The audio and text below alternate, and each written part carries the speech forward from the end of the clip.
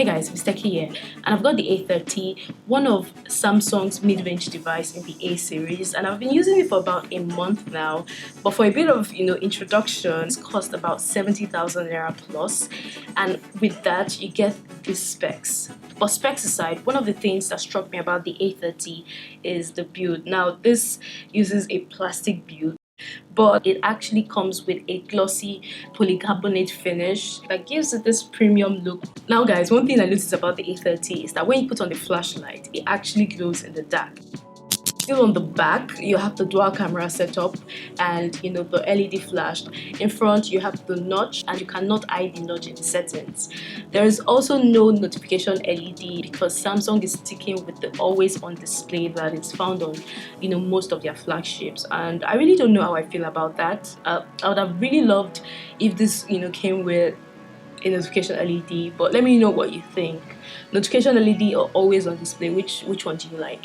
Now guys, it took me about this long to power on the device, which places it in this position on the leaderboard. But that aside, if I had to pick just one favorite feature on the A30, it would definitely be the display. Now the A30 comes with a 6.5-inch Full HD display.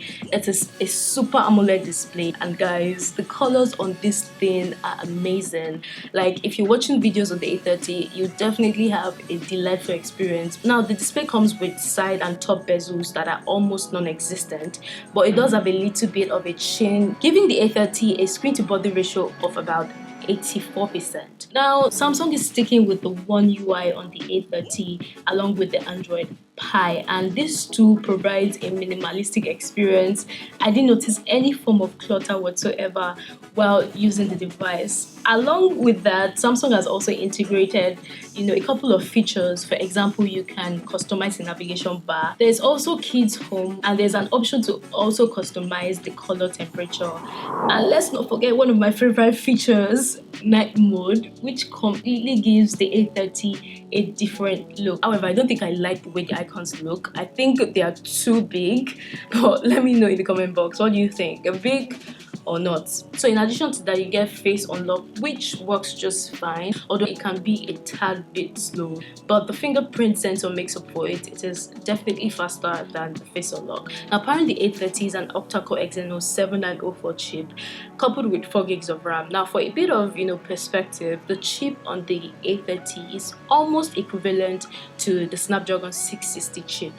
Anyways, this is definitely not the fastest mid-range device I have used or seen, because I noticed a couple of frame drops while playing highly intensive games like PUBG, for example. Now don't get me wrong, for the average users, the hardware does work well and doesn't really present glaring performance issues, but the hardcore gamers amongst us would definitely notice a couple of frame drops while playing games. And yeah, I also noticed that it does get warm, especially at this part of the device. But yeah, let's talk about the cameras, and I'm gonna take a quick photo right now. And if there's one thing that I love about Samsung's camera, it's the level of saturation. I feel that the A30's colors are quite saturated, they are quite punchy, especially in good lighting condition. In low light condition, I notice a little bit of noise. And guys, this comes with an ultra wide angle camera that only works well with plenty of light. But in my opinion, the quality is definitely not as good as the main camera. Now the rear camera can record in 1080p video at 30 frames per second. Unfortunately, no video stabilization. Now let's switch to the front camera. The quality is quite okay, but I think that the picture quality looks a little bit soft.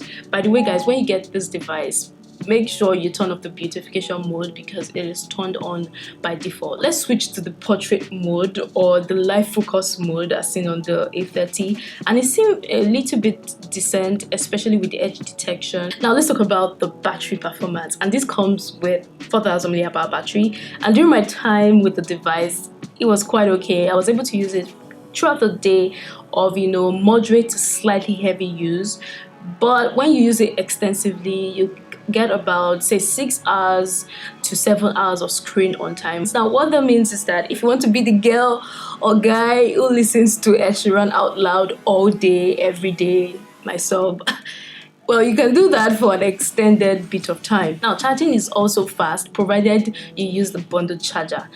But one thing that was a little bit of a bummer for me though is the audio. So the audio on the A30 is not exactly loud, but it delivered a decent output. I don't like nobody but you, like you're the only one here. I don't like nobody but you, baby. I don't.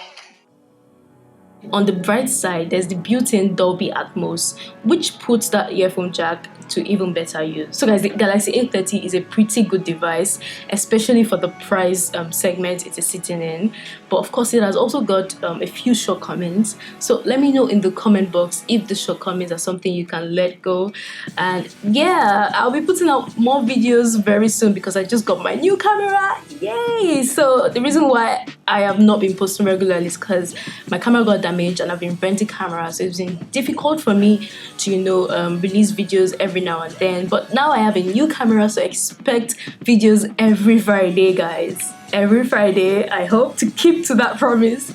But yeah, expect more videos, and don't forget to subscribe if you've not subscribed. Click on the notification bell so you can get notified as soon as I drop a video. And yeah, I'll see you in my next video, guys. Take care.